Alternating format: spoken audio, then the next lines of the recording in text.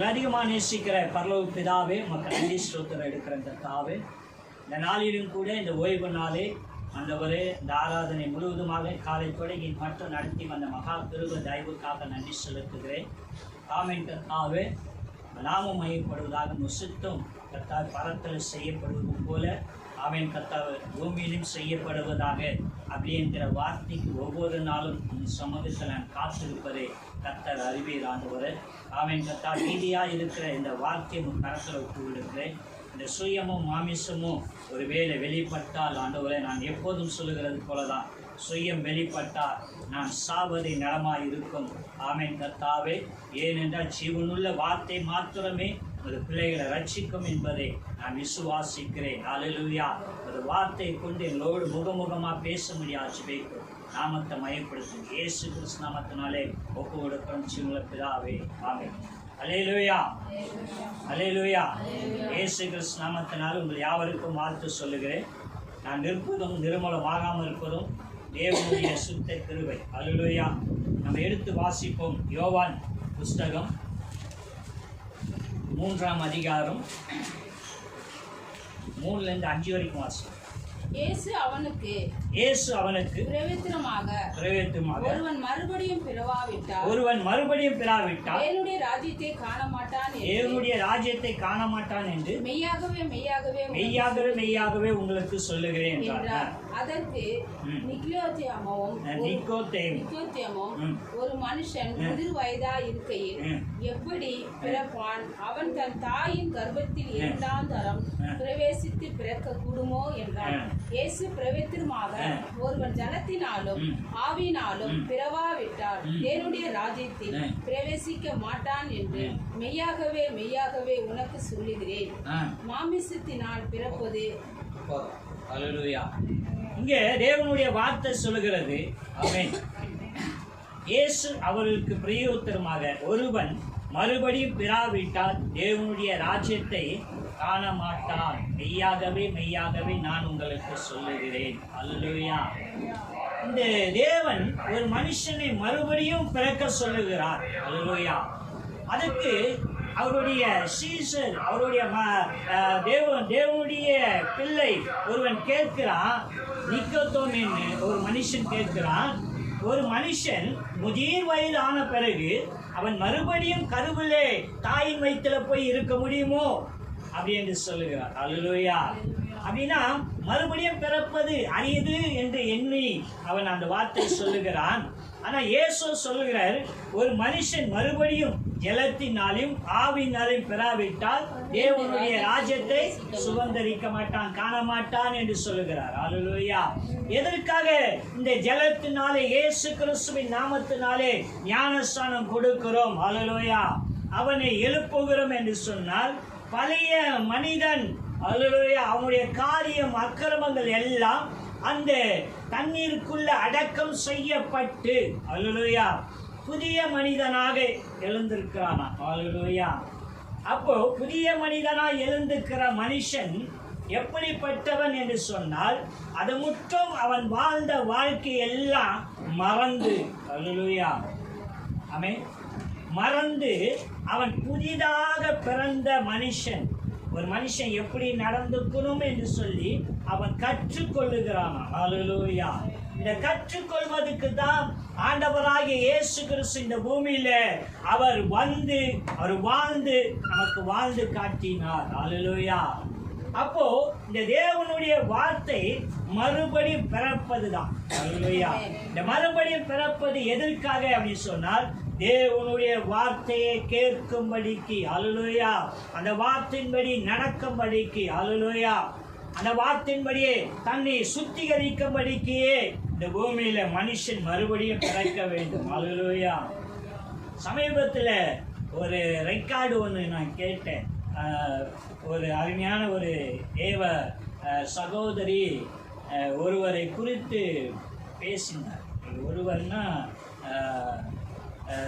நம்ம பாடல் பாடுற சாம் ஜெபருடையா அவதான் பாடு ஜானா, அவரை குறித்து ஒரு காரியத்தை சொல்லினார்.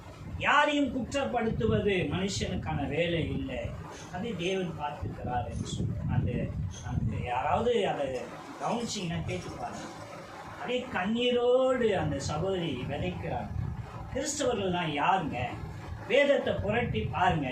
அவர் நமக்கு வாழ்ந்து போய் காட்டியிருக்கிற ஒரு வாழ்க்கை இருக்குல்ல, அன்பை மாத்திரமே வெளிப்படுத்தினார். தன்னை குத்தினவனுக்கும் அவர் என்ன செஞ்சாராம்? இரக்கம் காட்டினார். அல்லேலூயா. தன்னை அறிந்தவனுக்கும் அவர் இரக்கம் காட்டினார். அல்லேலூயா. சரி, இந்த மறுபடியும் பிறக்கிறவன் என்ன செய்யணும்னு சொன்னா, கிறிஸ்துவனுடைய மாதிரியை வெளிப்படுத்தணுமா? அல்லேலூயா. கிறிஸ்துவனுடைய மாதிரியை வெளிப்படுத்தும்படிக்குத்தான் கர்த்தர் உன்னையும் என்னையும் மறுபடியும் பிறக்கும்படிக்கு கர்த்தர் செய்கிறார். அல்லேலூயா. அப்ப அந்த பிறப்பு எதற்காகனா, எத்தனோ பேர் ஆமென் தேவனுடைய காரியத்துல நான் கண்டிருக்கிறேன். ஒரு ஜீவனுள்ள சாட்சி, ஒரு மனைவி ரட்சிக்கப்பட்டவங்க, அவங்க மனைவியே சபைக்கு போக வேண்டாம் என்று சொல்லி ஒரு மனுஷன் சொல்லிக்கொண்டே இருந்தார். அல்லேலூயா. ஆனா அவங்க சொல்லதை கேட்க மாட்டாங்களாம். அவர் ஒரு ரவுடி, கடவுளை தெரியாத மனுஷன். அவங்கள எப்படியெல்லாம் கொடுமைப்படுத்துவாராம், எண்ணெய் சட்டியை குதிக்க வச்சு கையை உள்ள விட சொல்லுவார். உள்ள அழுத்துவாராம், என்ன கொதிக்கமா. அல்லேலூயா. அவ்வளவு கொடுமைப்படுத்தின மனுஷன். ஆனால் ஒரு நாள் கர்த்தர் அவரை கொடுத்தார். அல்லேலூயா. பெரிய ஊழியக்காரமாக. அல்லேலூயா. அப்படின்னா என்ன விஷயம் அப்படின்னா, ஒரு காரியம் நமக்கு என்ன நடக்குது என்பதுதான். நம்ம எப்படி இருந்தோம், இப்போது எப்படி இருக்கிறோம் என்பதுதான் தேவனுடைய வார்த்தை. அல்லேலூயா. அப்படின்னா மறுபடியும் பெறாவிட்டால் தேவனுடைய ராஜ்யத்தை சுதந்திரிக்க முடியாது, காண முடியாது என்று சொல்லுகிறார். அல்லேலூயா. அப்போ தேவனுடைய ராஜ்யத்துல என்ன இருக்குதுங்க? இந்த பூமியினுடைய ராஜ்யம் அல்ல, இது அழிந்து போகிறது. தேவனுடைய ராஜ்யம் அநாதி காலம். அந்த ராஜ்யத்துல பசி இல்லை, துக்கம் இல்லை, சோகம் இல்லை, விரோதம் இல்லை, எந்த காரியமும் இல்லை. மன மகிழ்ச்சி மாத்திரம்தான், சந்தோஷம் மாத்திரம்தான் அங்க இருக்கிறார். அல்லேலூயா. அந்த சந்தோஷத்தை நீ அனுபவிக்க வேண்டும் என்று சொன்னால் தேவனுடைய பிள்ளையா, கிறிஸ்துவனுடைய பிள்ளையா இந்த பூமியிலே நீ வெளிப்பட வேண்டியதா இருக்கிறது. அல்லேலூயா. ஆமென். இயேசு கிறிஸ்துக்கு முன்பாக யோவான் ஸ்நானகன் ஒருவன் இருந்தான். அவன் எப்படிப்பட்டவன் என்று சொன்னால், கிறிஸ்துவுக்கு வழியை ஆயத்தப்படுத்த வந்தான். அல்லேலூயா. கிறிஸ்துவுக்கு வழியை ஆயத்தப்படுத்த வந்த மனுஷன் பிரசங்கிக்கிறான். அல்லேலூயா. பெரியன் பாபு குட்டிகளே, வருங்கோவத்துக்கு தப்பித்துக் கொள்ளவே உங்களுக்கு வகை காட்டினவன் யார்? அல்லேலூயா. ஆமென். நீங்க அப்படிப்பட்ட வார்த்தை சொன்னா நிச்சயமா சபைக்குள்ள ஒருவரும் இருக்க மாட்டார்கள். அல்லேலூயா. ஆனா இந்த வார்த்தை கேட்டும் அந்த ஜனங்கள் யோவான் ஸ்நானகத்துல வேதம் சொல்லுகிறது, அதற்கு பின்பு யோவான் ஸ்நானகன் அநேகருக்கு ஞானஸ்தானம் கொடுத்தான். அல்லேலூயா. இந்த ஞானஸ்தானத்தை கொடுக்கும் போது சொல்லுகிறான், நானோ உங்களுக்கு ஜலத்தினாலே ஞானஸ்தானம் கொடுக்கிறேன், எனக்கு பின்பு வருகிறவர் உங்கள் ஆவிக்குள்ளேயும் ஞானஸ்தானம் கொடுப்பார். அல்லேலூயா. அப்படின்னா அவருடைய வாழ்க்கை வாழ வந்திருக்கிறாங்க. அல்லேலூயா. கிறிஸ்தவர்கள் அப்படி என்று சொன்னால் கிறிஸ்து மாதிரியாக வாழ வந்திருக்கும், மறுபடியும் பிறந்திருக்கிறோம். அல்லேலூயா. அதுதான் கடந்த நாட்கள்ல இருந்து நம்ம பார்த்துக்கிட்டே வரோம். முதல்ல பார்த்தோமே மெய் பக்தி என்று சொல்லி, இரண்டாவது கடந்த வாரத்துல பார்த்தோம் மெய் விசுவாசம், பரிசுத்த அழைப்பு. அல்லேலூயா. இப்போது மறுபடியும் பிறப்பதை குறித்து பார்க்கிறோம். அல்லேலூயா. இந்த மறுபடியும் பிறப்பது எதற்காகனா, நம்மளை தேவன், நமக்கு ஒரு விஷயம் புரியல. ஒரு தாய் பிள்ளைய கண்டிக்கிறா அப்படின்னா அன்பு இல்லையா? சொல்லுங்க, அன்பு இல்லையா? அன்பு மிகுதினாலதான் என்ன செய்யறான்? பிள்ளையை கண்டிக்கிறான். அல்லேலூயா. ஏன் அப்படின்னா அந்த அன்பு பிள்ளை தவறான வழியில சென்றக்கூடாது, சரியான விஷயங்களே அது புரிஞ்சிக்காம இருக்கக்கூடாது என்பதுதான் அந்த கண்டிப்பு. அல்லேலூயா. தேவனும் சொல்லுகிறார், நான் உன்னை சிட்சிக்கிறேன். எதனால? நான் உன்னை சிநேகிக்கிறேன். அல்லேலூயா. அல்லேலூயா. அதனால உன்னை சிட்சிக்கிறேன். ஆமென். அந்த சிட்சிப்பை நம்ம என்ன நினைக்கிறோம்? தேவன் என்னை கஷ்டப்படுத்துகிறார், வேதனைப்படுத்துகிறார். அல்லேலூயா. நான் உண்மையாக தானே இருக்கிறேன் என்று எண்ணுகிறோம்ல. அல்லேலூயா. அந்த உண்மைக்கான பலன் தான். அல்லேலூயா. எனக்கு கர்த்தர் சில காரியங்களை சொன்னார். நீ பூமியில பலன் எதிர்பார்க்கிற அந்த பலன்ல சிலர் உனக்கு நடக்கும், சிலர் உனக்கு நடக்காது என்று சொன்னார். அப்போ நான் கேட்டேன், என்ன ஆண்டவரே இதற்கான விஷயம் அப்படின்னு. வேதம் சொல்லுகிறது, அது உனக்கு இந்த பூமியில நடக்காத பலனை தேவன் பரலோகத்துக்கு உனக்கு வச்சிருக்கிறார். அல்லேலூயா. நீ என்ன நினைக்கிற, நான் இதை செஞ்சேன், அது அவங்க பதில் எனக்கு செய்யல, பதில நீ எதிர்பார்த்தனா அதனுடைய பலன் பூமியில முடிஞ்சிடும். நீ செய்த ஒரு நன்மைக்கு பதில எதிர்பார்த்தனா அந்த பதில் உனக்கு பூமியில முடிஞ்சிச்சு. வசனம் சொல்லுகிறது, நான் சொல்ல. அப்போ நன்மை செய்து நீ தீமை அனுபவிக்கும் போது அல்லேலூயா அதுக்குரிய பலன் உனக்கு பரலோகத்துல காத்து. அல்லேலூயா. பரலோகத்துல காத்திருக்கு. பரலோகத்துல என்னையா, எல்லாரும் தானே பரலோகத்துக்கு எப்படி போவாங்க? சரி, போற அத்தனை பேரும் ஒரே இடத்துல நிற்பாங்களா? இல்லையே. மகா பரிசுத்த ஸ்தலம் இருக்கு, பரிசுத்த ஸ்தலம் இருக்கு, பிரகாரம் இருக்கிறது. நம்ம ஜீவிக்கிற ஜீவியத்துல நம்ம எந்த இடத்துல நிற்க போகிறோம்? அல்லேலூயா. அதுக்கான காரியம் வேற்றுமையா? இல்ல. நீ கர்த்தருக்காக இந்த பூமியில எவ்வளவு சகித்து கொள்ளுகிறாய், எவ்வளவு காரியம் அவருக்காக விட்டு கொடுக்கிறாய் என்பதுதான். அல்லேலூயா. இந்த மறுபடியும் பிறப்பது எதற்காக சொன்னால், நீ மறுபடியும் பிறப்பது, ஒரு தடவை பிறந்த அந்த பிறப்பு உனக்கானது அல்ல. வேதம் சொல்லுகிறது, மாமிசத்தினால் பிறந்தார். ஆனா இப்போதோ இயேசு கிறிஸ்துவினுடைய இரத்தத்தினாலே தேவனுடைய சித்தத்தின்படி பிறந்தாய் என்று வேதம் சொல்லுகிறது. ஆமென். இயேசு கிறிஸ்துவினுடைய இரத்தத்தினால, அப்படின்னா அவர் இரத்த கிரயம் கொடுத்து உன்னை மீட்டெடுத்தார். அல்லேலூயா. பாவம் என்கிற ஒரு காரியத்துல பிசாசின் இடத்துல அடிமையா இருந்தோம். அப்போ அடகு வைத்திருக்கிற நம்மளை அவர் ஒரு கிரயம் கொடுத்தார், ரத்தம் கொடுத்து அவர் அந்த பாவத்திலிருந்து நம்மளை மீட்டெடுத்தார். மீட்டெடுத்து நம்மளை மறுபடியும் பிறக்க வைத்து நம்மளை ஜீவனுள்ள நித்திய ஜீவனுக்கு ஆயத்தப்படுத்தார். அல்லேலூயா. அப்போ அந்த நித்திய ஜீவனுக்காக ஆயத்தப்படுகிறது என்னெல்லாம் செய்கிறோம்? அல்லேலூயா. எதை காண்கிறோம், எதை பார்க்கிறோம்? அல்லேலூயா.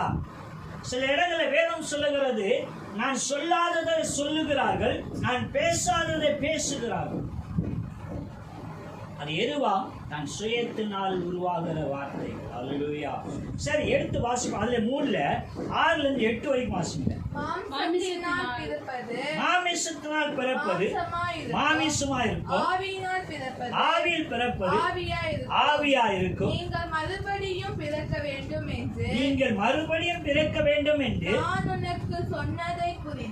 நான் உனக்கு சொன்னதை குறித்து அதிசயப்பட வேண்டாம். காற்றானது தனக்கு இஷ்டமான இடத்திலே வீசுகிறது, அதன் சத்தத்தை கேட்கிறோம். ஆகிலும் அது இன்ன இடத்திலிருந்து வருகிறதென்றும் இன்ன இடத்துக்கு போகிறதென்றும் உனக்கு தெரியாது.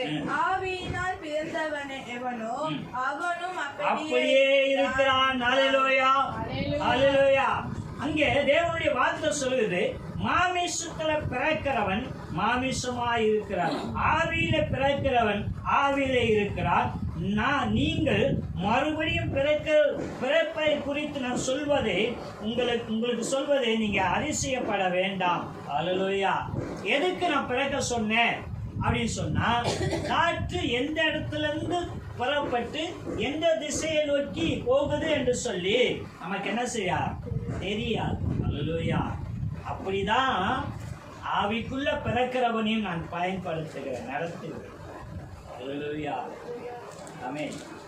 அப்போ மறுபடியும் நம்ம பிறப்பதற்கான காரணம் என்ன அப்படின்னு சொன்னா, நீ மனுஷனா உலகத்துல வாழ்வதற்கு இல்லை. அவர் என்ன ஒப்பு கொடுக்கிறார் பாருங்க.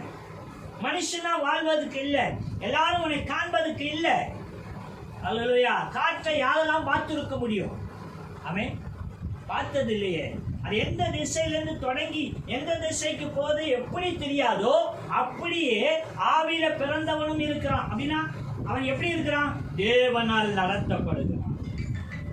ஆமென். அப்போ தேவனால் நடத்தப்படுகிற காரியங்கள்ல அநேக காரியம் நடக்கும். அல்லேலூயா. சில காரியம் நானே உனக்கு அதை காண்பிக்கிறேன்னு சொல்றாரு. நீ அனுபவிக்க ஒப்பு கொடுக்கிறேன் என்று சொல்லுகிறார். ஏன் அப்படின்னு சொன்னால் உன்னை சரி பண்ணும்படிக்கு. அல்லேலூயா, ஆமென். அப்போ தேவனுடைய வார்த்தை நம்மளை சீர்படுத்தி அவர் பட்சத்துல கொண்டு வந்து நிறுத்தும்படிக்கு தான் அவசியம். அல்லேலூயா. அப்போ இந்த பூமியில் நம்ம புரிஞ்சுக்கிற விஷயம் என்ன அப்படின்னா, 12 அப்போஸ்தலர் இருந்தாங்க.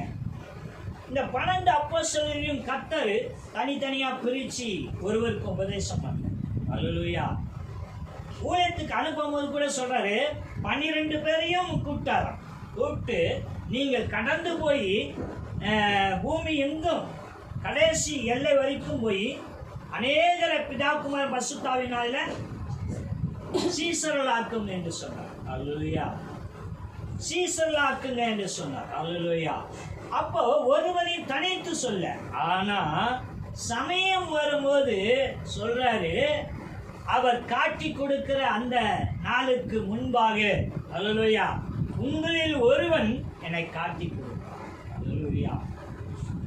அப்போ 12 பேருக்கும் ஒரே உபதேசம், ஆனா ஒருவன் மாத்திரம் காட்டி கொடுக்க போனான். என்னன்னு காரணம்னா, அவன் கடவுளுக்கு மேல சிந்திச்சான்.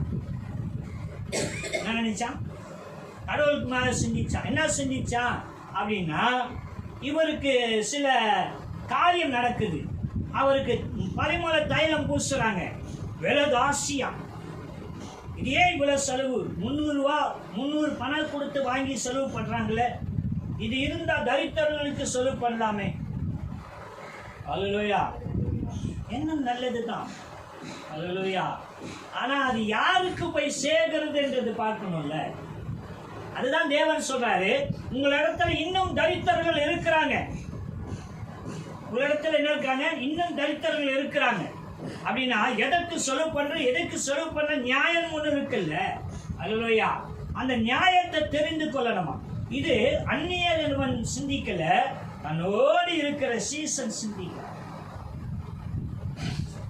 தன்னோடு இருக்கிற சீசன் சிந்திக்கிறான். அப்போ மறுபடியும் பிறந்ததுக்கான அர்த்தம் என்ன? அல்லேலூயா. அவர் இந்த பூமிக்கு வந்தவர் அநேக ஜனங்களை ரட்சிக்கும்படிக்கு. அல்லேலூயா. அப்போ அவர் சொல்றாரு, இந்த பரிமள தைலம் எனக்கு ஏன் பூசப்பட்டதுன்னா, ஒருத்தன் சத்த பிறகு அவனுக்கான காரியம் ஒன்று செய்வாங்கல்ல. அல்லேலூயா. அது எனக்கு முன்னாடியே செய்யும். அல்லேலூயா. ஆமென். அப்போ இதெல்லாம் தேவனுடைய திட்டங்க. இதை ஏன் கேட்பதற்கு நமக்கு அதிகாரம் இல்லை. எது நடந்தாலும் கர்த்தருக்கு ஸ்தோத்திரம். அல்லேலூயா. தேவன் நடத்துகிறார். அல்லேலூயா. நாம் சிந்திக்க வேண்டியதுன்னா, நான் மறுபடியும் என்ன செஞ்சு விட்டேன்? பிறந்துட்டேன். அல்லேலூயா. பிறந்த நான் எப்படிப்பட்டவனா இருக்கிறேன். அல்லேலூயா. எனக்கு இன்னைக்கு ஆவிக்குரிய வாழ்க்கையில 31 வயசு ஆகுது. ஆமென். ஆனா நிஜமான வயசு 52 வயசு ஆகுது. அல்லேலூயா. அப்ப ஆவிக்குரிய வாழ்க்கையில பிறப்பதும் ஒரு காரியம். ஆமென். ஒருவேளை என் வயசு வேணா 31 வருஷமா இருக்கலாம். ஆனா வேதம் சொல்லுகிறது, ஒரு வருஷம் என்பது ஒரு நாள். அப்படின்னா தேவனுடைய பார்வையில் நான் எத்தனை நாள் இருக்கிறேன்? 31 நாள். இப்ப இந்த 31 நாள்ல நான் தேவனுக்கு பிரியமா ஜீவிக்கிற காரியம் இருக்கணும். இல்லை அல்லேலூயா. நான் மறுபடியும் பிறந்து விட்டேன். பிறந்ததுக்கான செயல். அல்லேலூயா.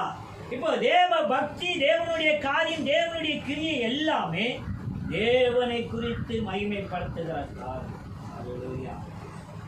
அப்போ அந்த தேவனை மகிமைப்படுத்துகிற காரியத்துல உன்னையும் என்னையும் தேவன் தெரிந்து கொண்டார். ஏன்னா அவர் வேலை செய்யணும். அவர் வேலை என்ன ஊழியம் செய்யணுமா? இல்லையா? நீயாவே வாழ். அதாவது நீ மறுபடியும் பிறந்து விட்ட, தேவன் உனக்கு மாதிரி காட்டியிருக்கார், எப்படி வாழணும் என்று சொல்லி மாதிரி காட்டியிருக்கார். அந்த மாதிரி நீ தேவனுக்கு பிரியமா வாழ்ந்து கொண்டிருக்க. அல்லேலூயா. அப்ப அந்த வாழ்க்கை மாற்றத்துக்கான கிரியை இருக்குல்ல, அந்த கிரியை அநேகரை மனம் திரும்ப செய்யும். அல்லேலூயா. சரி, மறுபடியும் பிறப்பதுனால என்ன நடக்கும்னு பார்த்தோம். காற்று அது இஷ்டமான இடங்களில் வீசுகிறது போல கர்த்தர் உன்னை தனக்கு இஷ்டமான இடங்களிலே கொண்டு போகிறார். அல்லேலூயா. இப்போது நம்ம சபை தொடங்கின பிறகு நான் அதிகமாக வெளியே எங்கேயுமே போகிறது கிடையாது. ஆனால் முன்னாடியெல்லாம் வெளியே அதிகமாக போயிருப்பேன். சில ஊழியக்காரங்க என்னை கால் பண்ணுவாங்க. கால் பண்ணும்போது எங்கன்னா இருக்கிறேன்னு சொல்லுவேன். அதில் இங்கே பக்கத்தில் ஒரு ஊழியக்காரர் ஜோஸ்வா அசோகன்கிற ஒரு ஊழியர், பெரிய ஊழியக்காரன் தான். அவர் சொல்லுவார், என்னையா ஃபோன் பண்ண மாதிரிலாம் அந்த ஊரில் இருக்கிற இந்த ஊரில் இருக்க அப்படின்னு சொல்லுவார். அப்போ நான் சொல்லுவேன், இல்லையா கர்த்தருடைய வேலையாக வந்தோம் அப்படின்னு. அப்போ நீங்கள் மெட்ராஸில் எப்போ இருப்பீங்க? சொல்ல முடியாது. கர்த்தர் எப்போ டைம் கொடுக்குறாரு அப்போ அப்படின்னு. அப்போது எப்போது எங்கே இருப்போம் என்று தெரியாது. ஆனால் கர்த்தருடைய நாமத்தினாலே சில காரியங்கள் செய்து கொண்டே வரும். இப்போது கூட ஊழியத்தில் கடந்த நாட்களில் நான் வெள்ளிக்கிழமை வாகன ஊழியத்துக்காக கடந்து போகும்போது நிறைய தடைகள். அல்லேலூயா. அது நடக்கும்போது நான் நினச்சேன், ஒருவேளை இன்னைக்கு ஊழியத்துக்கு போகக்கூடாதோ, ஏதோ ஒரு காரியம் தேவன் வெளிப்படுத்துகிறாரோ அப்படின்னு. ஆனால் என்ன பண்ணேன்னா கடந்து போயிட்டு ஜீவா ஸ்டேஷன் அந்த அந்த சடகபாதை உள்ள போயிட்டு அந்த ஜமாலியா மேட்டுப்பாளையம் இருக்குல்ல, அங்கே போனால் டிராஃபிக் செம்ம டிராஃபிக். உள்ளே போய் மாட்டிக்கிட்டேன். ஆனால் அன்றைக்கி கொஞ்சம் சீக்கிரம் கிளம்பிட்டேன். உள்ளே போய் மாட்டிக்கிட்டேன். ஒருவேளை இதனால தான் ஆண்டவர் தடை பண்ணாரோ, ஐயோ வந்துட்டோமே என்ன பண்ணுறதில்லை, இப்படியும் போக முடியல காலம் இருந்தது. அப்போ என்ன பண்ணனா, இது தேவனுடைய பணி, என்ன நேரமானாலும் சரி நான் இந்த பணியை செஞ்சு ஆகணும் ஒரு முடிவு பண்ணேன். நேரம் கடந்து போனது. அந்த இடத்துல ஒரு அரை மணி நேரம் இல்லை ஒரு 40 நிமிஷம் கடந்திருப்பேன்னு நினைக்கிறேன். அந்த ஒரு ஸ்ட்ரீட் மட்டுமே. அல்லேலூயா. கடந்து நான் சுற்றி வரும்போது ஒரு நேரம் ஆயிடுச்சு. ஆனால் வந்து சேர்ந்த பிறகு என்னுடைய கடமையை செய்தேன் என்ற ஒரு எண்ணம் இருக்குல்ல, கர்த்தருடைய வேலையை. அல்லேலூயா. அது மகிழ்ச்சியா இருந்தது. அல்லேலூயா. அப்போ எனக்கு வீட்டில் நடந்த சந்தர்ப்பங்கள என்ன காரியங்க, என்ன தடங்க, என்ன விஷயம் நான் நினைச்சேன். எனக்கு அதெல்லாம் என்னன்னா போன பிறகு ஏதோ எனக்கு விபத்து ஆகிடுற மாதிரிலாம் தோணுச்சு. ஆக்சிடென்ட் ஆகிற மாதிரியோ ஏதோ ஒரு எண்ணம் வருது. வண்டியை நான் ஏழகுடமாக இங்கே எடுத்துன்னு விடுற மாதிரியோ, ஏதோ ஒரு நடக்கிற மாதிரியோ, பஞ்சர் ஆகுற மாதிரியோ, ஏதோ ஒரு வண்டி இதாகிற மாதிரியோ ஏதோ ஒன்று தோணுது. இதெல்லாம் நான் தடையோன்னு நினச்சேன். கடவுள் என்னை போக வைக்காமல் ஏதோ பண்ணுறாரோ. ஆனால் அதெல்லாம் தாண்டி நேர்த்தியாக போயிட்டு வந்தேனே. அப்படின்னா நீ பிறந்ததுல நீ ஆவிக்குரிய வாழ்க்கை வாழ்வதற்கு அநேக தடைகள் வரும். உன் வீட்டார் உனக்கு சத்துரு வேதம் சொல்லுது. அப்படின்னா வரும். அது மிஞ்சி நிற்பதும் அல்ல. இது நீதிமானுக்கான அழைப்பு. அல்லேலூயா. வேதம் சொல்லுகிறது. நம்ம மரணத்தை குறித்து நிறைய விஷயம் பார்க்கிறோம். அந்த மரணத்தில் சொல்றாரு, நீதிமான் மரணம் தேவனுடைய பார்வையில் செம்மையாயிருக்கும். மரணத்தில் என்னையா செம்மை அப்படின்னா அது அவருடைய பார்வையில் அழகா இருக்கும். அல்லேலூயா. ஏன்னா அவருக்கு பிரியமா அவன் ஜீவித்து இந்த பூமியை வாழ்க்கையை, அது அப்போ சொல்ற என் ஓட்டத்தை நான் ஓடி முடித்தேன் என்று சொல்லி அந்த ஓட்டத்தை அவன் நேர்த்தியா ஓடி முடிக்கிறான். அதனால நீதிமானுடைய மரணம் தேவனுடைய பார்வையில செம்மையா இருக்கு. எல்லாத்துக்கும் பிறப்பு இறப்பு நிச்சயம். அல்லேலூயா. ஆனா அந்த இடைப்பட்ட காலத்துல ஆமென் நான் சொன்னல, என் ஆவிக்குரிய வாழ்க்கை 31 வருஷம், தேவனுடைய பார்வையில் 31 நாள். இந்த 31 நாள்ல நான் தேவனுக்கு பிரியமா எத்தனை நாள் ஜீவித்தேன். அல்லேலூயா. ஏன் அந்த ஜீவியம் அப்படின்னு சொன்னால் கர்த்தருக்கு பிரியமா ஜீவிக்க வேண்டியது நம்மளுடைய கடமை. இது பூமிக்கும் சரி, இந்த பூமியை விட்டு நம்ம கடந்து போகும்போது தேவனுடைய பார்வையில் நிற்கிறோம்ல. அல்லேலூயா. நான் சொல்லுவேன் பாருங்க, நான் இந்த பூமியை விட்டு கடந்து போகும்போது தேவன் என்னை பார்த்து என் மகன் என்று சொல்லி என்னை மார்போடு அணைத்துக் கொள்ளணும் எனக்கு ஆசை. அதனாலதான் சொல்லேன், நான் இறந்து போயிட்டா என் மேல ஒரு சின்ன பூங்குழி மேல விழக்கூடாதுன்னு. அல்லேலூயா. ஆமென். எது நடந்தாலும் கர்த்தருக்கு ஸ்தோத்திரம். அல்லேலூயா. கர்த்தர் அவர் தீர்மானத்தின்படி நடத்துகிறார். அல்லேலூயா. ஏன் இப்படி நான் பல நேரங்களை கேட்கிறேன். நான் சுயமா நான் காரு பங்களா வாழ்வதற்கும் நல்லா ஆக்கி சாப்பிட்றதுக்கும் நான் எந்த காரியத்தையும் கேட்கலாம். நேர்த்தியா ஒரு ஊழியத்தை செய்யும்படிக்கு எனக்கான தேவைகளை சந்திங்க. அல்லேலூயா. அல்லேலூயா. பல நாள் நான் சோர்ந்து கர்த்தர் சொல்றாரு, இதுக்கான பதிலை நான் நிச்சயமா செய்வேன். அல்லேலூயா. இதுக்கான பதிலை நிச்சயமா செய்வேன். கால் முடியலையாமா? கால் முடியலையா? இல்லையா? சோதரம். அப்போ நம்ம என்ன செய்யறோம்? தேவனுடைய நம்ம அழைப்புன்னு ஒண்ணு இருக்குல்ல, அந்த அழைப்பின்படி நம்ம வாழ்றதுக்கான சில காரியம் தடைகள் வருது. அந்த தடையை பார்த்து நம்ம சோர்ந்து போய் ஒரு காரியத்தை இடறுகிறோம், தவறுகிறோம். அல்லேலூயா. அது தேவனுடைய சித்தம் இல்லையே. அல்லேலூயா. தேவனுடைய அழைப்பு உன்னை இந்த கோணல்ல இப்படி மாற்றணும் என்று சொல்லி. ஆமென். நமக்கு சில விஷயம் புரியாது. ஆமென். இந்த டைரக்டர் பாரதிராஜான்னு ஒருத்தர் இருக்கார். அவர் அநேகர் ஹீரோவுக்கும் ஹீரோயினுக்கும் ஒரிஜினல் பேர் வச்சதே இல்லை, பேரை மாற்றி தான் வைப்பார். என்னமோ அவருக்கு அப்படி ஒரு பழக்கம். நம்ம பார்க்குற நிறைய அவர் அறிமுகப்படுத்தின டாக்டர்களுக்கு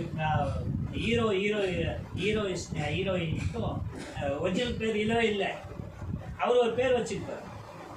அப்படிப்பட்ட என்னன்னு கேட்டால் அவருக்கு அதுதான் கரெக்டான அவருடைய பாரதிராஜா இப்படிதான் அப்படின்னு ஒரு ஒரு ஒரு கோட்பாடு. அல்லேலூயா. அதே மாதிரி பாலான்னு ஒரு டைரக்டர் இருக்கார். அல்லேலூயா. அவர்கிட்ட போனீங்கன்னா அவர் ஒரு சில விதமா, இது ஏன் சொல்றேன்னா, ஒவ்வொரு காரியம் ஒவ்வொரு மனுஷனுக்கான கிரியை அவனுடைய தனித்துவம் காட்டுவது. அல்லேலூயா. தேவன் உன்னை குறித்தும் ஒரு தனித்துவம் காட்டும்படிக்கு தான் இந்த பூமியில அல்லேலூயா இருக்குது. இந்த பாலா என்று சொன்னல, அவர்கிட்ட நடிக்க போகலாம் சொல்லுவாங்க, ரொம்ப அந்த நடிப்புல வருத்தி எடுப்பார், ஒரிஜினலா வரணும்னு சொல்லி. அல்லேலூயா. ஒரிஜினலா வரணும் சொல்லி என்ன பண்ணாலும் அது நடிப்பு தான். ஆனா அதை ஒரிஜினலா இருக்கணும் என்பது காண்பிக்கிறதுக்காக அந்த அந்த ஹீரோவையும் அந்த ஹீரோவையும் வருத்தி எடுப்பார். அல்லேலூயா. அவங்க சொல்லுவாங்க, எனக்கு இந்த பேர் வந்ததுக்கான காரணம் இவங்க தான் அப்படின்னு சொல்லுவாங்க. அப்படின்னா உலகத்துல ஒரு மனுஷன் அவங்களுடைய தன்மை தெரியணுன்றதுக்காக அவங்களை வருத்தி எடுத்து அவங்களை ஒரு பெரிய ஷோவா காட்டுறாங்களே, அதற்கே அவரை கனம் இருக்குமானால் ஒன்னிமேனையும் அவருடைய ஸ்தானத்துல அவருடைய பட்சத்துல வைக்க நினைக்கிற தேவன் உங்களையும் என்னையும் எப்படி பார்ப்பார்? அல்லேலூயா. ஆமென். இப்போ எனக்கான கெட்ட வழக்கம் இருக்கு, தேவனுக்கு இல்லை. ஆனா அவர் சொல்ற, நான் பரிசுத்தார், எனக்கு கேட்ட பரிசுத்தமா என் கூட இருக்க போற, என்னை போல மாறணும். இதுல தப்பு இல்லையே. அல்லேலூயா. நம்ம என்ன நினைக்கிறோம்? இல்ல இது போதும் அது போதும். இல்ல, அவர் உனக்கு ஒரு விஷயத்தை வச்சிருக்காரு, ஒரு மாதிரி வச்சிருக்காரு, மாடலோ வச்சிருக்காரு, உனக்கான ஒரு மாடல், ஒரு கிரியை. அல்லேலூயா. அதை கொண்டு போவதற்கு குயவன் கையில் உள்ள களிமண்ணா தான் இருக்கணும். அல்லேலூயா. குயவன் உள்ள களிமண், ஒரு நாளைக்கு அவன் சட்டி செய்வான், ஒரு நாளைக்கு பானை செய்வான், ஒரு நாளைக்கு தண்ணி கொடுக்கிற அந்த சொப்பு மாதிரி பண்ணுவான். அது அவனுடைய விருப்பம். அல்லேலூயா. அது போல நீங்களும் நானும் குயவன் கையில் உள்ள களிமண் போல இருக்கிறோம். இல்ல நான் அப்படி போக மாட்டேன் என்று சொன்னால், அவன் நினைக்கிற அந்த டிசைனுக்கு நம்ம வரலன்னு சொன்னா அந்த மண்ணை எப்படி கோணல்மா நலமா போயிட்டு இருக்குமா. அவன் என்ன பண்ணா மறுபடியும் அதை சரி பண்ண மாட்டான், அதை அறுத்து தூக்கி போட்டுருவான். என்ன புதுசா சொல்றீங்க? நீங்க வேணா கவனிச்சு பாருங்க, தூக்கி போட்டுருவான். அது காஞ்சி போய் ஒரு மாதிரி ஆகும். மறுபடியும் ஒரு நாள் மண்ணு தேவை, அவள் அதாவது குழப்பின மண் இல்லாம காலி ஆகும் போது அந்த மண்ணை மறுபடியும் ஊற வச்சு, மறுபடியும் மெதிச்சு, மறுபடியும் சேராக்கி, மறுபடியும் குலைச்சி, மறுபடியும் கொண்டு வந்து அந்த சக்கரத்து மேல வைப்பான். அப்ப நீ எப்பெல்லாம் தவறி போகிறாயோ அப்பெல்லாம் தேவன் உன்னை பார்த்து பார்த்து வெசனம் விட்டு அவர் விட்டு சில நாள் கழித்து மறுபடியும் உன்னை தொடுவார். அல்லேலூயா. நீ மறுபடியும் உடைக்கப்படுவார். அல்லேலூயா. ஆனா நீ மறுபடியும் பிறந்ததுக்கான சாட்சியான வாழ்க்கை நீ வாழும் போது உன்னுடைய வாழ்க்கை சுமத்தா போயிட்டே சின்னதா. அல்லேலூயா. தாவீது சொல்றார், ஒரு கோலும் ஒரு தடியும் என்னை தேற்றுகிறது, நான் மந்தையின் நாடா இருக்கிறேன். அப்படியே போயின்னுக்கிறாரு. அப்படி போவாத, இப்படி போவாத, அப்படியே தட்டி கொடுத்து போயிட்டே இருக்காரு. அல்லேலூயா. வாழ்க்கையில் நடப்பது தேவனுடைய கரமானது நம்மளை சரி செய்து கொண்டே போகிறது. ஆமென். ஆனா மறுபடியும் பிறந்ததுக்கான அர்த்தம் புரியாமல் இருக்கிறோம். சரி, எடுத்து வாசிப்போமே. அது யோவான் புஸ்தகத்துல 8ஆம் அதிகாரம்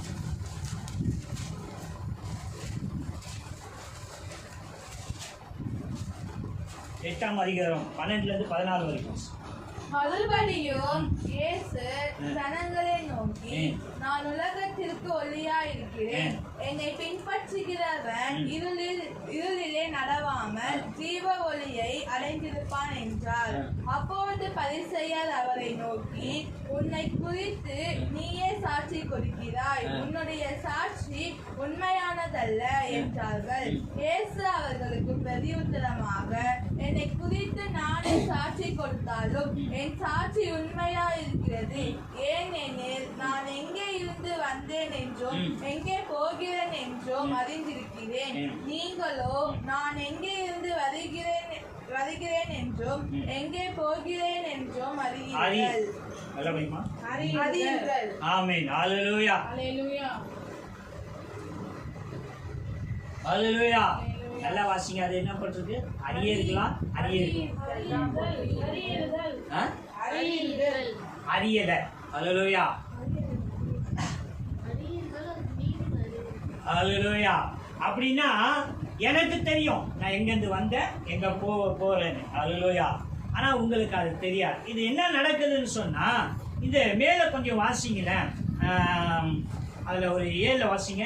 அவர்கள் ஓயாமல் அவரை கேட்டுக் கொண்டிருக்கையில் அவர் நிமிர்ந்து பார்த்து, உங்களில் பாவம் இல்லாதவன் இவள் மேல் முதலாவது கல்லை எறிய கடவன் என்று சொல்லி அவர் மறுபடியும் குனிந்து தரையிலே எழுதினார். போதுமா? அல்லேலூயா.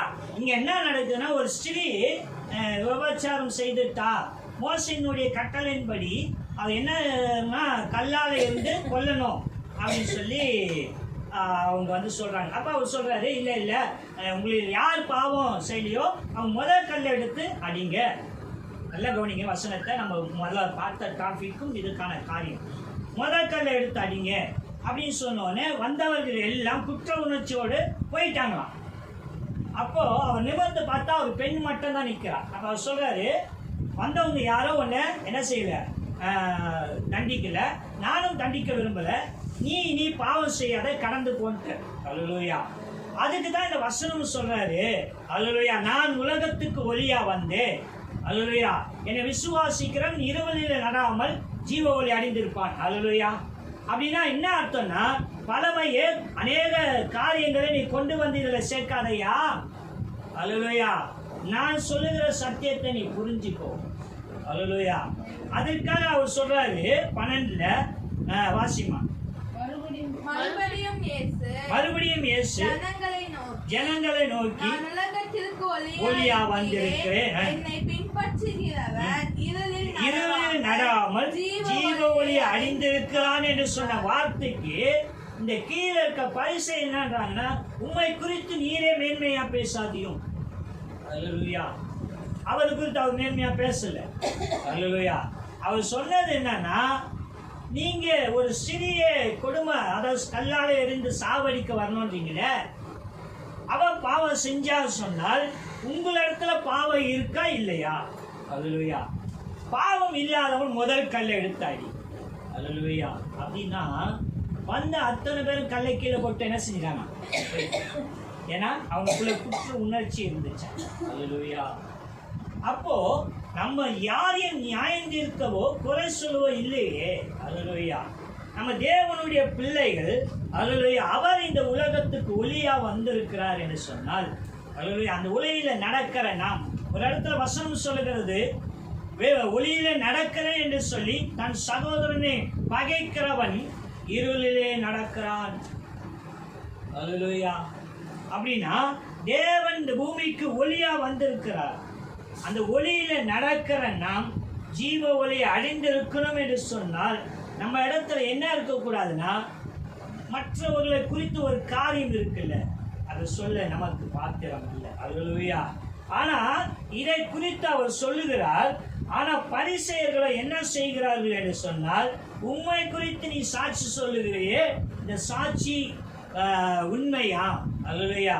அஜீவன் இல்லையே, அது எப்படி சாட்சியா இருக்கும் என்று சொல்லி அது கீழே வாசிச்சீங்கன்னா சொல்றாரு, என்னை குறித்து நான் சொல்வதை விடுங்க, என்னை பிதாவையும் எனக்கு பின் வருகிற ஆவியானவர் என்னை குறித்து சாட்சி சொல்வார். அல்லேலூயா. அப்படின்னா நம்மளை குறித்து யார் சொல்லுகிறார்கள் என்ற அவசியம் இல்லை. அல்லேலூயா. ஆனா நாம் வெளிச்சத்தில் நடக்கிறவர்களா இருக்கிறோம். அல்லேலூயா. ஏன்னா நம்ம மறுபடியும் பிறந்திருக்கிறோம், மறுபடியும் ஒரு வாழ்க்கை நமக்கு கொடுக்கப்பட்டு இருக்குது. அப்போ மறுபடியும் பிறந்த வாழ்க்கையில முன்ன போல வாழ்ந்த வாழ்க்கையை குறித்து நம்ம ஒரு காரியத்துல இருப்போம் என்று சொன்னால், அல்லேலூயா, எப்படி நம்ம தேவனுடைய ஒளியில நடக்கிறவங்களா? அல்லேலூயா. சமயம் காலத்தை நம்ம கடந்துகிட்டே இருக்கிறோமா? ஒரு காரியத்தை நம்ம இழந்து போகும்போது நான் சொன்ன பாருங்க, அந்த குயவன் கையில் இருக்க களிமண்ணை போல நம்ம இசைந்து கொடுக்காதனால் அது ஒதுக்கப்பட்டு, அது காய்ந்து கருவாடாகி, அது நொறுக்கப்பட்டு, அதுக்கப்புறம் மறுபடியும் அதை பிசைந்து அவன் கொண்டு வருகிறதுக்கு அநேக பாடுகள் படுகிறான். அல்லேலூயா. நீ தேவனுடைய பிள்ளையா இருக்கும் என்று சொன்னால், உன்னுடைய கிரியைகளை தேவன் அறிந்திருக்கிறபடினால், அல்லேலூயா, தேவன் உனக்கு எது செய்தாலும் நன்மை செய்வார் என்பதை நான். ஆனால் அது நமக்கு கொஞ்சம் கஷ்டமா இருக்கும். நீங்க நல்லா யோசித்து பாருங்களேன். நம்ம உடம்பு முடியலன்னு ஆஸ்பத்திரிக்கு போறோம், மாத்திரை கொடுக்குறாங்க, மாத்திரை கசக்குதுன்னு போடாம இருக்கிறோமா? அல்லேலூயா. போடுகிறோம்ல. ஏன்னா இந்த கசப்பான மாத்திரை என்ன செய்யுமா? நோயை சரியாக்கும் என்று. அல்லேலூயா. அப்படின்னா தேவனுடைய வார்த்தை நம்மளுடைய இதயத்தை குத்துகிறதா இருக்கும், நம்மளை நொறுக்கிறதா இருக்கும். அது நம்மளை வேதனைப்படுத்துவதுக்கு அல்ல, உன்னை இன்னும் புதுமையாக்குறதுக்கு தேவன் விரும்புகிறார். அல்லேலூயா. இன்னும் உன்னை உயரத்துல கொண்டு போய் நிறுத்த தேவன் விரும்புகிறார் என்று நம்ம மறந்து விடக்கூடாது. அல்லேலூயா. சரி, நம்ம பார்த்தோம் மறுபடியும் பிறப்பதனால என்னெல்லாம் நடக்கும் என்று சொல்லி. அல்லேலூயா. நம்ம எப்படி நடக்கணும், எப்படி இருக்கணும், நம்ம என்ன செய்வதனால என்ன நடக்கும் என்று பார்த்தோம். அல்லேலூயா. சரி, ஒரே ஒரு வசனத்தை பார்த்து நம்ம கடந்து போகலாம். பிலிப்பு 4ஆம் அதிகாரம்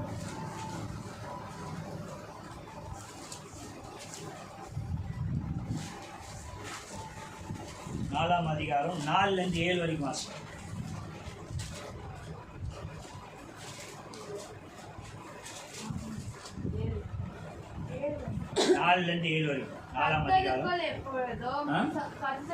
கர்த்தருக்குள் எப்போதும் சந்தோஷமாயிருங்கள் என்று மறுபடியும் சொல்லுகிறேன். உங்கள் சாந்த குணம் எல்லா மனுஷருக்கும் தெரிந்திருப்பதாக. கர்த்தர் சமீபமாயிருக்கிறார். நீங்கள் ஒன்றுக்கும் கவலைப்படாமல் எல்லாவற்றையும் குறித்து உங்கள் விண்ணப்பங்களை ஸ்தோத்திரத்தோடு ஜெபத்தினாலும் வேண்டுதலினாலும் தேவனுக்கு தெரியப்படுத்துங்கள். அப்பொழுது எல்லா புத்திக்கும் மேலான தேவ சமாதானம் உங்கள் இருதயங்களையும் உங்கள் சிந்தனைகளையும் கிறிஸ்து இயேசுவுக்காக காத்துக்கொள்ளும். அல்லேலூயா. அல்லேலூயா. தேவனுடைய வசனத்தை கவனிச்சிங்க. நம்ம பார்த்ததுக்கான காரியம் என்னையா? கிறிஸ்தவனை இப்படி பொறுமையா கொடுமை அனுபவிக்க வேண்டியது. இங்க சொல்றாரு, அல்லேலூயா, கர்த்தருக்குள் எப்போதும் சந்தோஷமா இருங்கள் என்று மறுபடியும் சொல்லுகிறேன். அல்லேலூயா. என்ன சொல்ற கீழே? உங்கள் சாந்த குணம் எல்லா மனுஷருக்கும் தெரிந்திருப்பதாக கர்த்தர் சமீபமாயிருக்கிறார். அல்லேலூயா. ஆமென். கர்த்தர் சமீபமாயிருக்கிறார். அப்படின்னா நீங்க இன்னும் அல்லேலூயா, இந்த சொல்லுவாங்கல்ல, சொன்ன கட்ட வேண்டாம் அந்த நிலைமைக்கு போனாலும் தப்பு. அல்லேலூயா. ஏன்னா நீ யாருக்காக போற? உனக்காக, உன் பொண்டாட்டிக்காக, உன் பிள்ளைக்காக இல்லை. அல்லேலூயா, தேவனுக்காக. அல்லேலூயா. அப்படி போவதனால அல்லேலூயா, வசனம் தேவனுடைய காரியம் சொல்லுகிறது, நீங்கள் ஒன்றுக்கும் குறித்து கவலைப்படாத குறித்து எல்லாவற்றையும்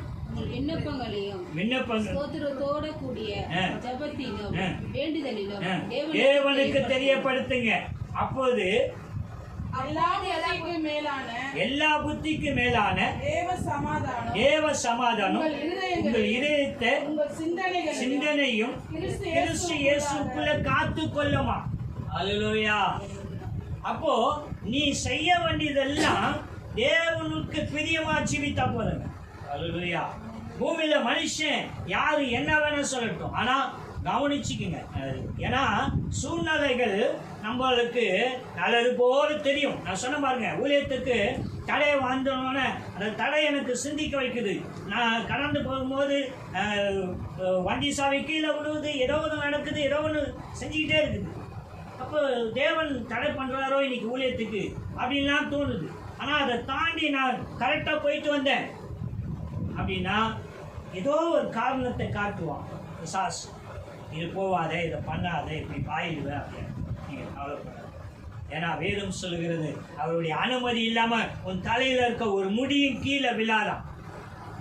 அல்லேலூயா. என்னை பேசுகிறாங்க, என்னை கேட்குறாங்க, என்னை ஏசுறாங்க. ஒன்று தெரிஞ்சுங்க, எனக்கு கர்த்தர் சொன்ன ஒரு வார்த்தை, ஒரு ஊழியக்காரர் என்னை குறித்து ஒரு மாதிரி கொஞ்சம் ஏளனமாக பேசினார்.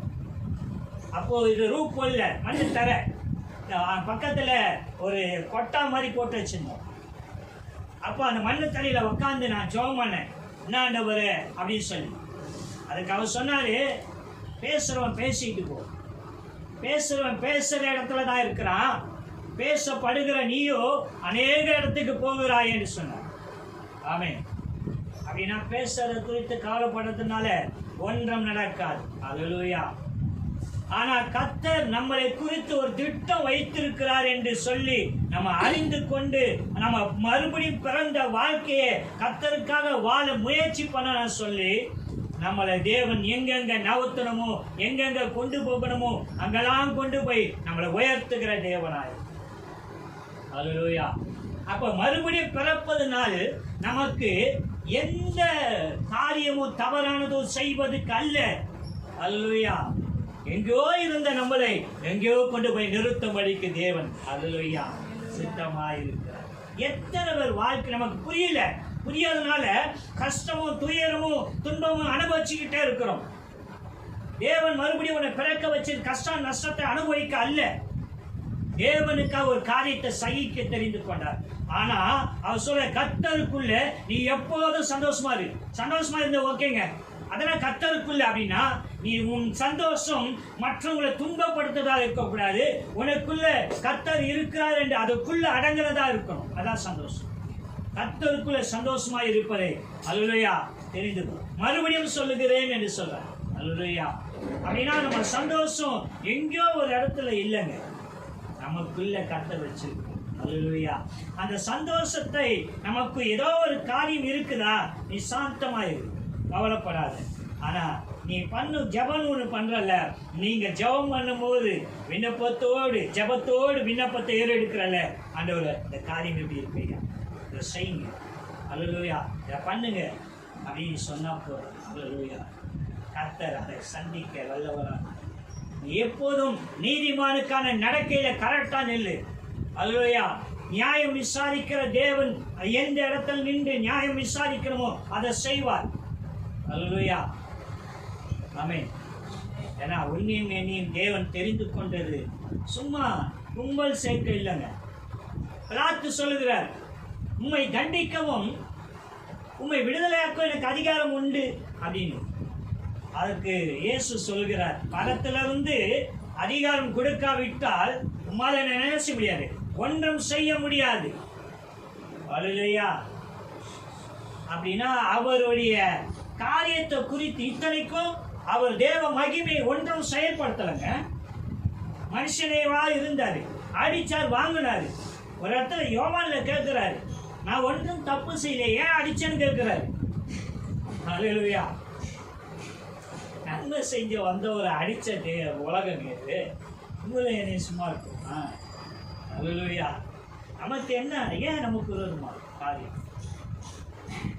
எதையும் உன்னை தேவன் சீர்படுத்தும் வரைக்கும் ஒரு இடத்துல கொண்டு போய் நிறுத்தும். அல்லேலூயா. உன்னை இன்னும் இன்னும் சபைப்படுத்தும்படிக்கு ஒரு இடத்துல கொண்டு போய் நிறுத்துறார். அல்லேலூயா. எப்ப தேவனுக்கு சுகம் கொடுக்கணும் அப்ப கொடுக்க வல்லவரா இருக்காரு. எப்ப உனக்கான பலனை தரணும்னு நினைக்கிறாரோ அப்ப கொடுக்க வல்லவரா இருக்காரு. எப்ப உனக்கான காரியத்தை செய்ய அவர் காத்திருக்கிறார், செய்ய வல்லவரா இருக்கிறார். ஆனா அதுக்கான சூழ்நிலைகளை நம்ம கொண்டு வரோம்ல. அல்லேலூயா. ஆமென். அந்த சூழ்நிலைகளை நம்ம புரிஞ்சுக்கணும். ஆமென். அதை புரிஞ்சிக்காம தேவன் செய்ய போகிற காரியத்தை குறித்து நம்ம வாயினால ஒரு சில காரியங்களை விட்டுறோம். அல்லேலூயா. அதனால எப்போ போல எங்க தொடங்கினமோ அங்கே வந்து நிற்கிறோம். அல்லேலூயா. தேவனுடைய கிருபை. நான் சொன்னது அந்த வீடியோ வாய்ஸ் ஏதாவது உங்களுக்கு வந்துச்சுன்னா அதை கேட்டு பாருங்க. அல்லேலூயா. கிறிஸ்தவ வாழ்க்கை ஒரு அழகா வந்தது. அல்லேலூயா. இப்போ நிறைய மாறிடுச்சு. அவங்க அதான் சொல்றாங்க, ஸ்டேஜில் நின்று கொய்யாலன்றது அப்படின்றது, ஒரு மாதிரி டான்ஸ் ஆடுறது, தேவ பக்தி மறந்து வேறொரு கோணலில் கொண்டு போயிட்டாங்க. அதனால தேவ பக்தி முன்னெல்லாம் இந்த தொடக்க ஜெபம் பண்ணும்போது அந்த ஒரே ஒரு வார்த்தை வந்து என் இதயத்தை குத்துகிறதா இருக்கணும் என்று ஜெபம் பண்ணுவாங்க. அல்லேலூயா. அப்பதான் நான் சீர்பட முடியும் என்று சொல்லி. ஆனா இன்னைக்கு ஆசீர்வாதமா பேசணும்னு நினைக்கிறேன். அல்லேலூயா. தேவனுடைய வார்த்தை நம்மளை சீர்படுத்த தாங்க வந்து. அல்லேலூயா. அதுக்காக நம்மளை ஆசீர்வதிக்காம இல்லை. தேவன் சொல்லுகிறார், ஒன்றத்துக்கும் நீ கவலைப்படாதிரு. அல்லேலூயா. ஆமென். அவர் இங்கே 7ஆம் வசனத்துல மறுபடியும் வாசிங்க. அப்பொழுது எல்லா புத்திக்கும் மேலான தேவ சமாதானம் உங்கள் இதயத்தையும் உங்கள் சிந்தனைகளையும் கிறிஸ்து இயேசுவுக்காக காத்துக்கொள்ளும். எங்களுடைய இதயத்தையும் உங்களுடைய சிந்தனையும் கிறிஸ்து இயேசுக்குள்ள காத்துக்கொள்ளுமா. இப்போ நான் பார்த்துக்கிறேன். அல்லேலூயா. ஆமென். நான் சொன்ன பாருங்க, என் பொண்ணை வந்து ஒரு எச்சம் தவறாக சொல்லிட்டாங்க, நீங்க வந்து தவறாக சேர்த்துட்டீங்கன்னு மனம் கலங்கி நின்றேன். நான் அழுகுறேன், ரோட்ல அழுதுட்டு வரேன். கர்த்தர் சொன்னார், என்ன இப்போ இதனால என்ன நீ குறைஞ்சிட்டேன்னு சொல்றவன் சொல்லிட்டு போட்டோம். என்ன நீ குறைஞ்சிட்டேன்னு உண்மையாவே சொல்றேன். நான் முதல்ல கேட்டேன், என்னன்றவரே நான் இவ்வளவு நொந்து நிற்கிறேன், நீ இப்படி சொல்றியேன்னு. அவன் சொல்வதனால் நீ கெட்டவன் அல்லன்னு. அல்லேலூயா. அந்த நிமிஷம் அந்த பாரம் என்னை விட்டு நீங்கிச்சு. அல்லேலூயா. தேவன் அப்படிப்பட்டவர். அப்போ நமக்கான வழி, நான் மறுபடியும் பிறந்திருக்கிறேன், இந்த பிறப்புக்கான வழியை நான் தெரிஞ்சு கொள்கிறேன் மாத்திரம் நீங்க கடந்து போயிட்டே இருங்க. அல்லேலூயா. கர்த்தர் உங்களை தெரிந்து கொண்டவர். நிச்சயமா உங்களுடைய அந்த அழைப்பு, உங்களுக்கான மாடல் வச்சிருக்கார்ல, உங்களை குறித்த ஒரு திட்டம், அந்த திட்டத்தை தேவன் நிறைவேற்றுவார். அல்லேலூயா.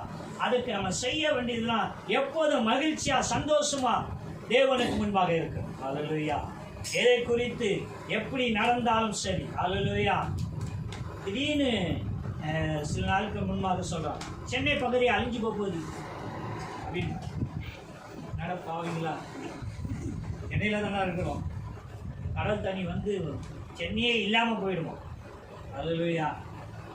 அவன் மனுஷன் என்னத்துக்கு இருக்கு, கடவுள் எல்லாத்துக்கு தான் இருக்கு. நிறைய காரியம் இதெல்லாம் தாண்டி நம்ம செய்ய வேண்டியதுன்னா தேவனுடைய வார்த்தையில விசுவாசம் அப்படின்னு அது இருந்தா போதும். நிச்சயமா தேவன் நம்ம நடத்துகிற விதம், நம்ம மறுபடியும் பிறந்ததற்கான காரியம் நமக்கு புரியும். கர்த்தர் தாமே இந்த வார்த்தையை ஆசீர்வதிப்பாராக. ஆமென்.